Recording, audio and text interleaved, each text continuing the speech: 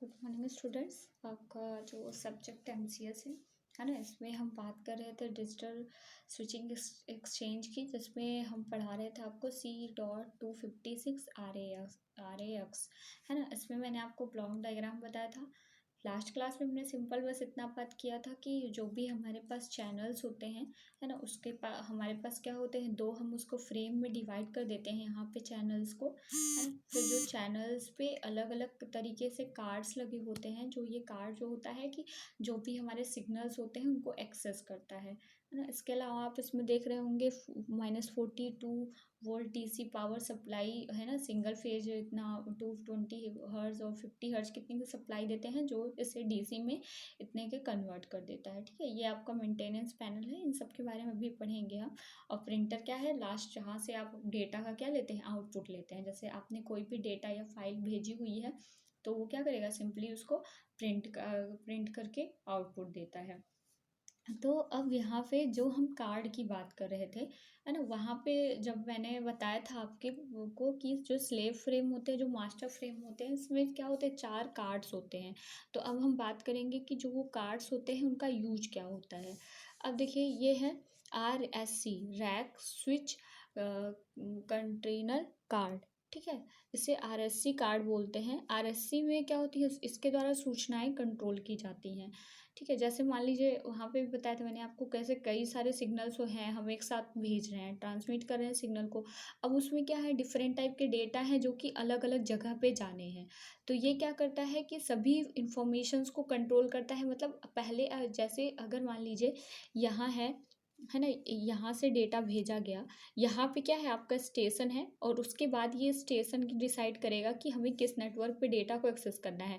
तो जो भी डेटा आएगा पहले ये क्या करेगा, उसके पास क्या करेगा, सेव करेगा ना अपने पास सेव करके फिर आइडेंटिफाई करेगा नेटवर्क को। उसके बाद डेटा को क्या करेगा, ट्रांसमिट करेगा। तो जो भी इसे सब्सक्राइबर के द्वारा जो भी सिग्नल आता है उसको क्या करता है, कंट्रोल करता है, मीन्स उसको क्या करता है, एक्सेस करता है, और एक सही फॉर्म में उसको पैकेट को अपने पास स्टोर करता है। उसके बाद प्रत्येक फ्रेम में 2 कार्ड्स होते हैं। मैंने आपको बताया था कि टोटल जो C.256 RAX है उसमें क्या होते हैं, 4 कार्ड्स होते हैं।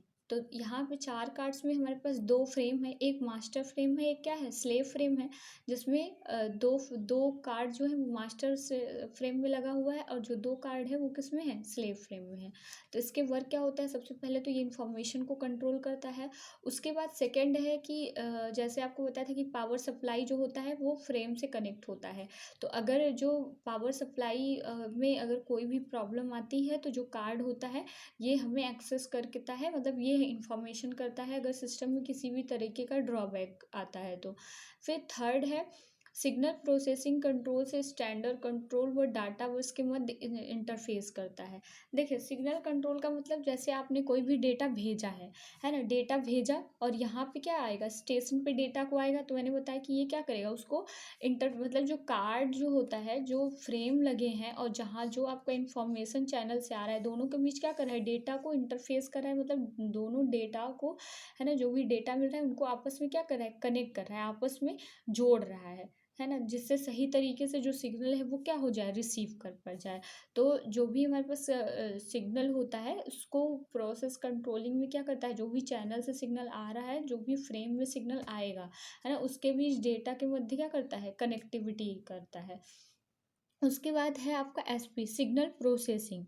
ठीक है, सिग्नल प्रोसेसिंग सिंपल क्या करता है, ये जितनी भी सूचनाएं होती हैं, जैसे आप चाहे नंबर डायल करते हैं है ना, अगर आप नंबर डायल करते हैं तो जैसे जितनी भी डिजिट होती है आप प्रेस करते हैं तो वो क्या करता है।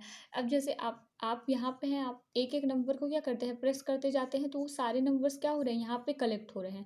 अब जब आप डायलिंग कंप्लीट कर लेंगे तब ये आइडेंटिफाई करेगा ना कि ये नेटवर्क आखिर भेजना कहाँ है। तो चाहे रिंग ट्रिप हो या सीजर हो, मतलब अगर आपके पास कोई डेटा हो, चाहे वॉइस कॉलिंग कर रहे हैं, तो जो भी डेटा होता है ये सबको क्या करता है, कार्ड पर अलग अलग करता है। मतलब जो कार्ड होता है ना, ये क्या करता है, सभी पहले सारे सिग्नल्स को तो रिसीव कर लेता है। उसके बाद मैंने आपको बताया था कि क्या होता है, टाइम डिवीज़न मल्टीप्लेक्सिंग होता है, और टाइम डिवीज़न मल्टीप्लेक्सिंग के थ्रू, और ये किसमें होता है, ट्रंक कॉल में होता है। तो वहाँ पे क्या लगा होता है, कार्ड लगा होता है। तो जो कार्ड होगा ये सभी डेटा को क्या करता है, अलग अलग करता है ना, डिफरेंट टाइप के सिग्नल पे भेजने के लिए। देखिए यहाँ पे लिखा हुआ है, जो टीडीएम सिग्नल को आरएससी पर ही भेजा जाता है ना। मतलब कि ये जो आरएससी कार्ड है, जो हमारे पास टीडीएम सिग्नल होता है, क्योंकि यही सारे सिग्नल को क्या करता है, कंट्रोल करता है, इसलिए सिग्नल यहीं पे अगर आ रहा है तो हम यहीं से सिग्नल को क्या करेगा, आइडेंटिफाई करेगा कार्ड। क्योंकि कार्ड में क्या होगी, सभी जो भी नेटवर्क होते हैं उनके सभी की इंफॉर्मेशन क्या होते हैं, इसी कार्ड में हमने स्टोर कर दिया। तो ये सिंपल क्या करेगा, जो भी आप सिग्नल को यहाँ पे आ रहा है उसको मैच कराएगा, है ना, कि किस नेटवर्क से आ रहा है, फिर वहाँ पे क्या करेगा, डेटा को भेज देता है। तो इसका बस क्या होता है, जो भी सूचनाएं आ रही हैं, मतलब जो भी कार्ड ने सूचनाएं कलेक्ट की है उनको क्या करना, अलग अलग करना, और उसे टाइम शेयरिंग के बेसिस पे, है ना, मतलब डिफरेंट टाइम के गैप पे सिग्नल को क्या करना, भेजना। ये वर्क होता है सिग्नल प्रोसेसिंग का। सिग्नल प्रोसेसिंग में सिंपल है, सिग्नल का प्रोसेस करना मतलब सिग्नल को एक स्थान से दूसरे स्थान पर भेजना। ठीक है, तो ये हो गया आपका एसपी। अब हम बात करते हैं RAP, है ना, रैप।